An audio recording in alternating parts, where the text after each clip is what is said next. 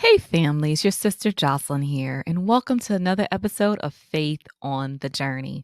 If this is your first time tuning in, we welcome you. We are so glad that you are here and want you to know that we're committed to helping you strengthen your faith, heal your heart, and discover a sense of community. And we do so through a variety of ways by connecting you with a team of Christian counselors and offering trauma healing trainings throughout the year. You can learn about these resources and so much more by visiting our website at faithonthejourney.org. Again, that is faithonthejourney.org. Now, today I'm welcoming a sister to the show who I had the pleasure of speaking with her on a panel discussion a couple weeks back. And I said, I need to have her here because she has such a phenomenal take on the process of healing and justice work. Reverend Laura Kigweba James is an emerging womanist practitioner and facilitator. She loves, values, and respects the ways that Black women's experience conjures sacred spaces of healing and liberation. She's trained as a pastoral leader and faith community organizer in the United Methodist tradition. She enjoys reading, nature walks, playing hide and seek with her dog King James, which I love that name, and relearning her ancestral language of Kirundi. And so we're so glad to welcome Reverend Laura to the show. Thank you so much for being here. Thank you. Thank you for the invitation. And it was also such a beautiful experience to be on the panel with you a few weeks ago. So glad to be in the space, and thank you.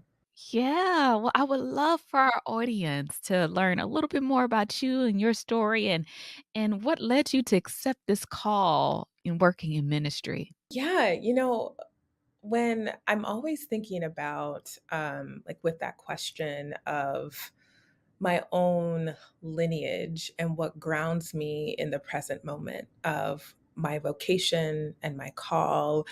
And it starts with my family. Both my mom and my dad were deeply believers, raised both in their own traditions of spirituality connected to the community and land, but they also were introduced to organized religion.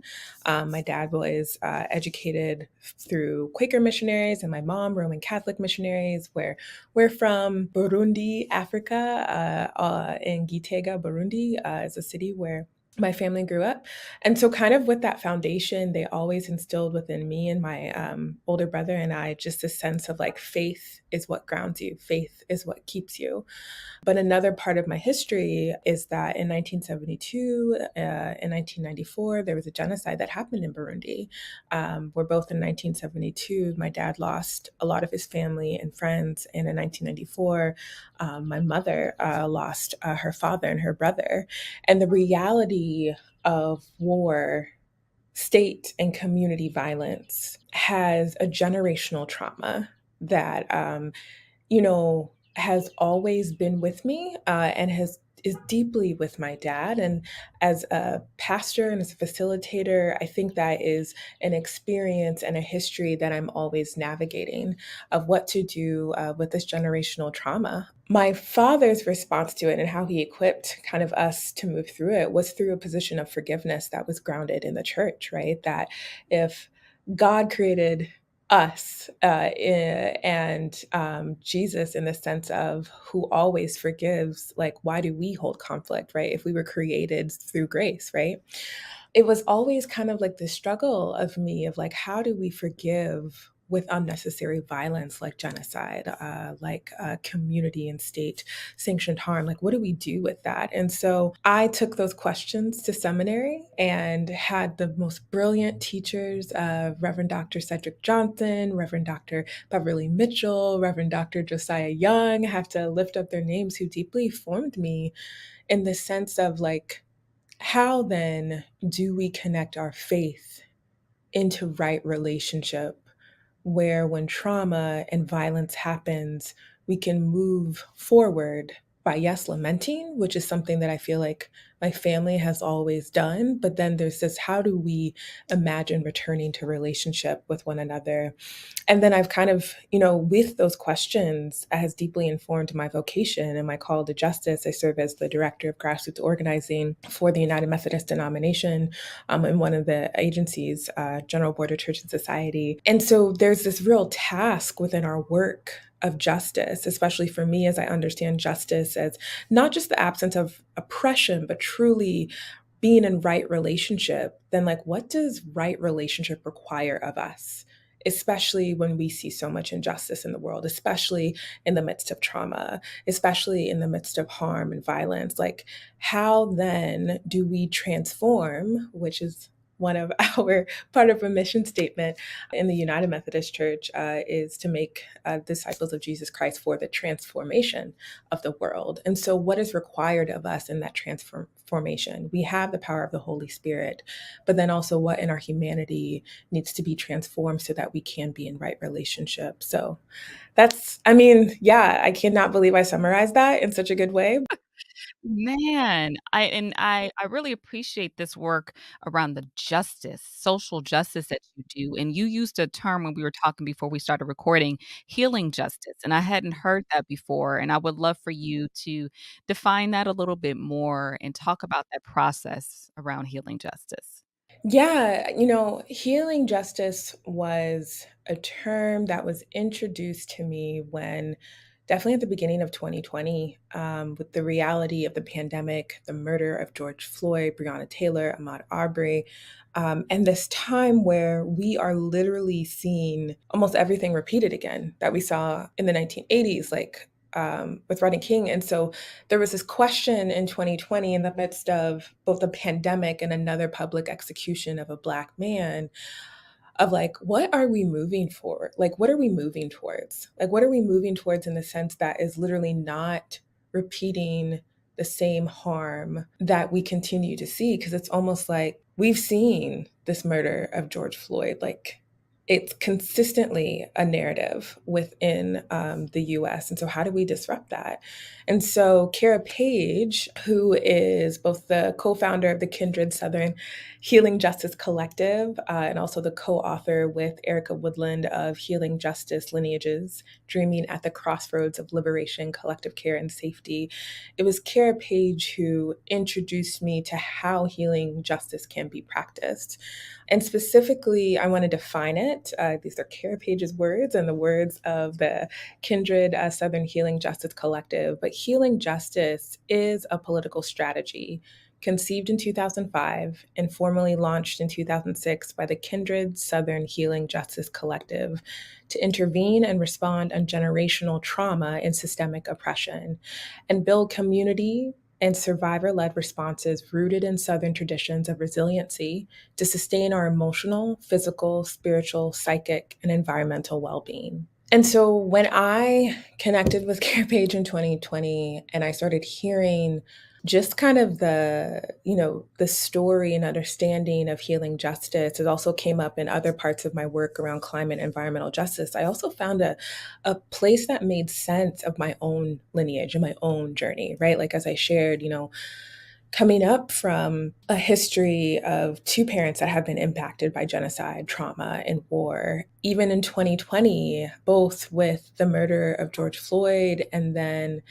the horror of when the Capitol was overtaken, and I live in DC, there was so much that I noticed within myself that I was like, that was also a part of the trauma that my parents experienced. Like, and so I needed something, I needed language to figure out how can I move through this? How can I resist the injustices that I'm seeing in a way that is intentional, in a way that is strategic, that I'm literally building and creating the world that I deserve, which is safe, the world that I deserve, which is a journey towards healing, the world that I deserve that is transforming. And that's something that I'm just not experiencing, but I'm experiencing that with community. And Kara Page and her work definitely taught me that and deeply informs my work and how I pray that the church really begins to understand our responsibility towards justice. It's not just a win or a success, but really, how do we move in such a way that we heal ourselves, our community, and our world so that it doesn't look like what it has before. It doesn't repeat the systems and oppressions that it has before. And to do that, like we really do have to wrestle with the journey of healing and what that looks like. And that Actually, it's a perfect segue to my follow-up question about how you define healing. What is healing Mhm. to you? Yeah, yeah. So in seminary, we had this course around healing communities, and there was this book around the healing moments within Scripture, and that is really when we began to unpack like what's the difference between healing and being cured. And I was like, oh, I never really thought about it like that. But healing truly is a sense of like, how do we return to health? And I think about it like health is a reflection of right relationship. Health means that we are truly all interconnected in a way that values each of us where we are.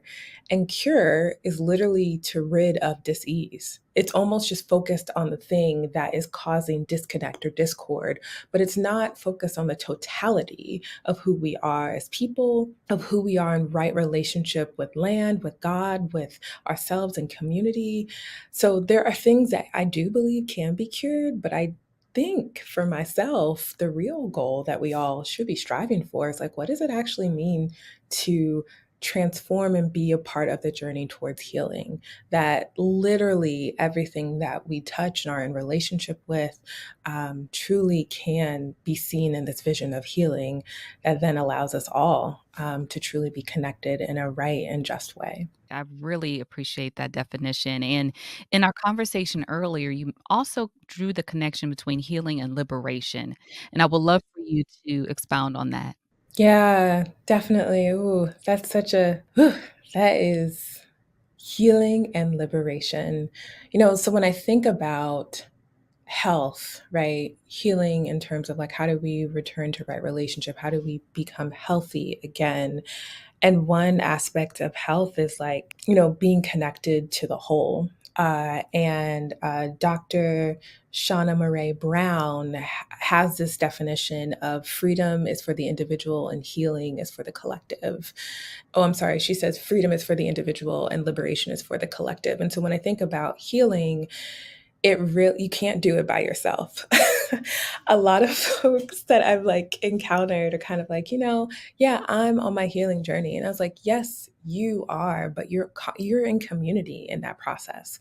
Whether you're working with a pastor or a therapist or in relationship with your church or an accountability group or whatever that looks like, we can't heal by ourselves. I think that is like a false understanding, and it's specific to like liberation. Healing in relationship to liberation requires community. And so that's how I see the two connected. That's powerful. I was over here taking notes and just jotting things down because I do believe that. I do believe that the collective is essential in so many facets of our lives in terms of community and helping us to move forward and grow. The pandemic, domestic abuse, gun violence, depression. Unfortunately, members of your church have been experiencing tremendous pain in recent years. As a church leader, you can no longer be silent about what's happening in your congregation. You want to do more to help your members heal, but there are challenges. Pastors don't have the capacity to provide the type of counseling that trauma survivors need. And if you have a church of leaders who are willing to step up, that's fantastic. But you might not have the resources to train these leaders to provide the necessary trauma-informed care to the body. This is where Faith on the Journey Counseling steps in. We'll equip you to become a trauma healing church. We will train your staff and lay leaders on a curriculum that's been utilized in over 100 countries and has been translated in over 150 languages. This curriculum was created by the world's best psychologists and Bible scholars. And the best part is extremely affordable, adaptable, and can be implemented right away. As a trauma survivor, I've gone through this curriculum myself, and I'm telling you, it was life-changing. If you're looking for a proven way to guide your members to heal from trauma, I encourage you to visit traumahealingchurch.com. Take advantage of some free resources to help your members to heal. And while you're there, please review the details on this world-proven curriculum. Thank you.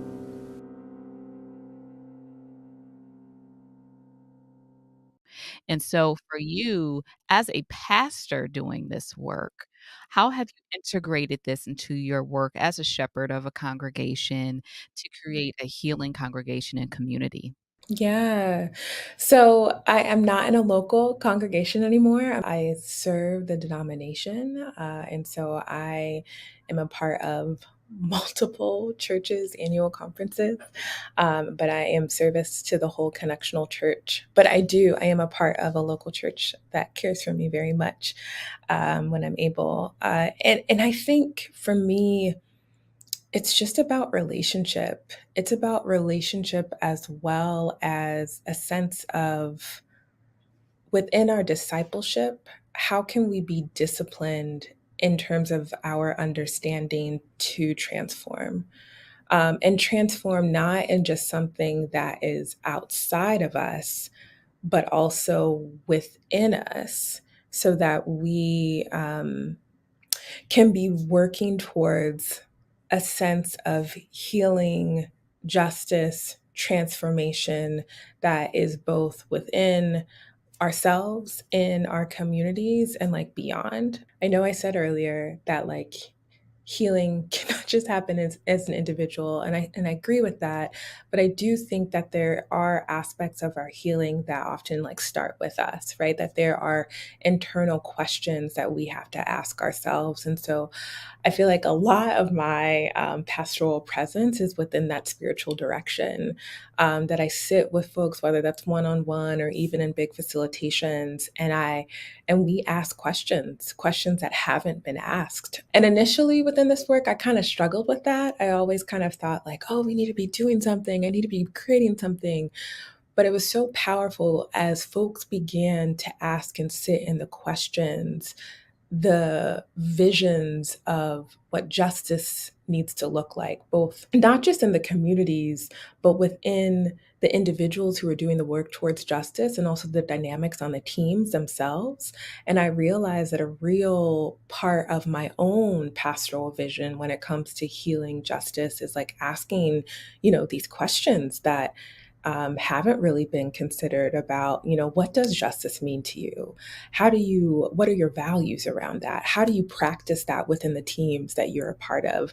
How do you see that within your local churches and your annual conference? And when we gave space, where I give space to those questions, there's like all of this opportunity to create anew.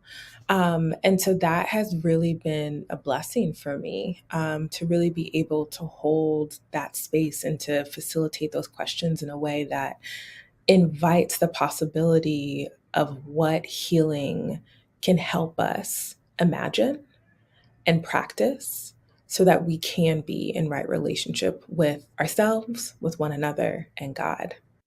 That's powerful.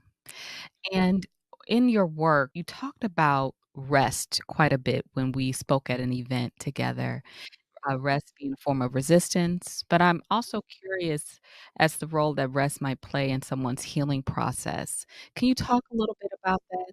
Yes. So rest as resistance, that is, I would say, that is definitely a term from Bishop Trisha Hershey and the NAP ministry in her book, Rest as Resistance.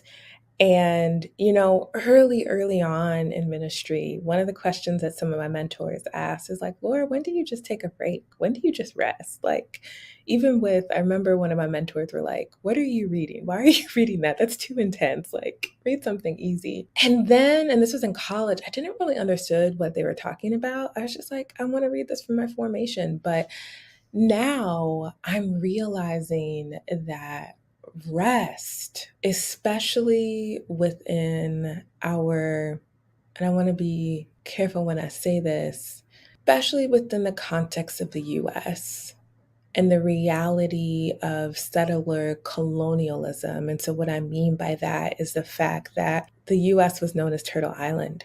Right. I believe it's Resmaa McKennickam who quoted in his book, My Grandmother's Hands, that over 240 million indigenous people occupied Turtle Island that we now call the US. And less than a century, over now that 240 million is less than a million. maybe a couple 100,000. And so, this reality of genocide that has happened within the US that has created a system of harm that we call and know as exploitation, that has now the exploitation and violence has moved into our economy, that then creates within us, who I would say are situated within this US context, this desire to produce, this desire to work so hard as a way that all there is in life is work. Yet we know and believe in a God who created us in God's image, and we know that work is not our life, that grace, love, and hope is our life. And so when I talk about rest as resistance, at least what I encounter with Trisha Hershey, it's the sense of like, how do we get back to God who created us rather than the system that is truly oppressing us? And that system being that lineage of violence and harm that came from settler colonialism. And so rest very much is a political position, I believe, in terms of our relationship to empire, and in terms of being able to care for yourself in the same way that God cares for us, in a way that opposes a system that just wants to take from you, in the same way that the system has taken from so many. No, that is real, and I see how keeping us on the hamster wheel, running, running, running, busy, busy, busy. We don't even have time to sit with our own emotions, our own pain, because we are constantly going.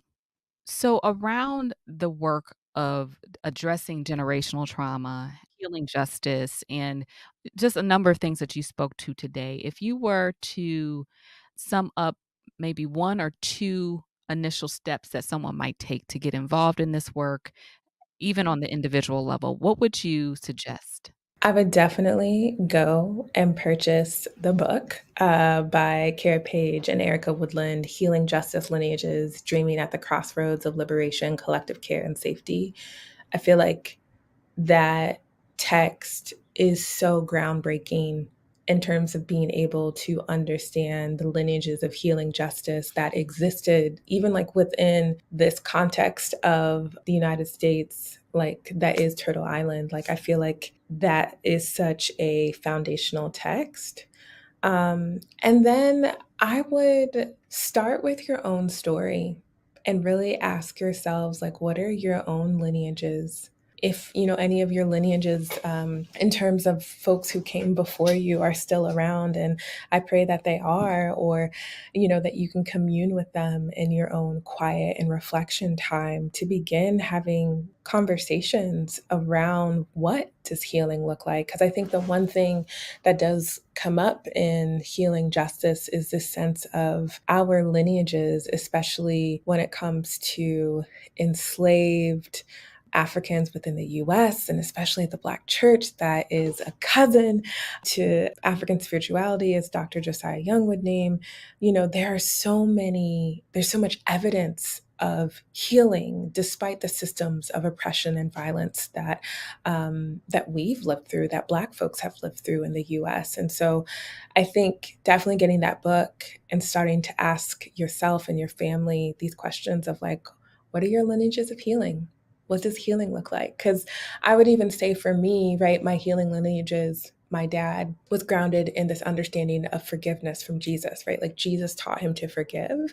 And that understanding of forgiveness has informed every part of his life. But then there's this other part of healing going back to health, right? That when we're ever, my brother and I are sick, he's like, we'll make you some honey, warm some honey and some tea and lemon and ginger and garlic and onion and salt and pepper, put it in a little pot and sip it, right? So, there's different strategies and practices around healing that we have within our families. And I think it's up to us to really ask those questions and see where they are and uproot them for the generations to come. That's awesome. I thank you, Reverend Laura. Such richness in the work that you do. And I learned just a ton of things in this short period of time from you. And so I thank you for being a guest on the show and for blessing us today. Thank you. Thank you for the invitation. Thank you so much. And I thank you all for tuning in for today's episode. I hope you were blessed by it just like I was. And